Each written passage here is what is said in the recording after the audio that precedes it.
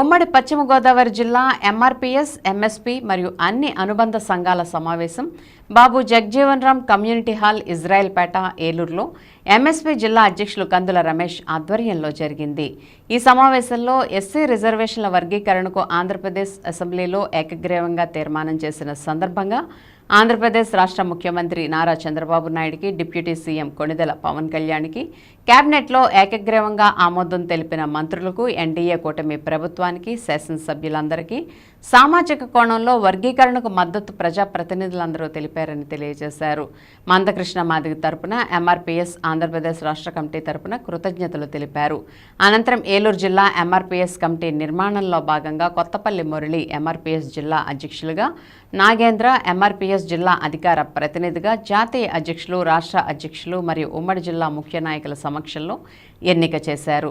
కృష్ణమాదిగ నాయకత్వంలో కమిట్మెంట్తో పనిచేసి ఇంకా అత్యున్నతమైన పదవులు అందిపుచ్చుకోవాలని కోరుతూ మనస్ఫూర్తిగా అభినందిస్తూ వారికి ఎంఆర్పీఎస్ ఆంధ్రప్రదేశ్ రాష్ట్ర కమిటీ తరపున హృదయపూర్వక ధన్యవాదాలను, శుభాకాంక్షలను తెలియజేశారు.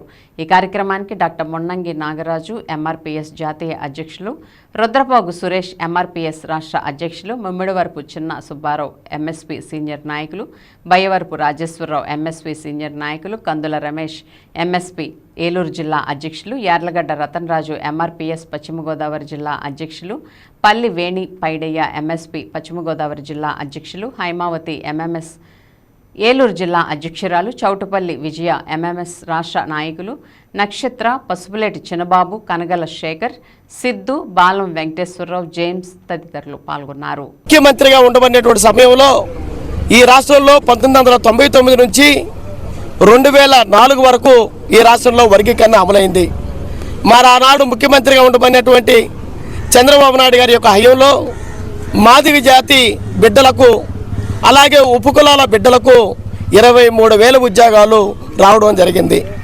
అలాగే మాదిగ ఉపకులాలకు సంబంధించినటువంటి బిడ్డలకు ఉన్నత విద్యా అవకాశాలు, చదువుకునేటటువంటి అవకాశాలు కూడా వర్గీకరణ జరిగిన కాలంలో ఆనాడు రావడం జరిగింది.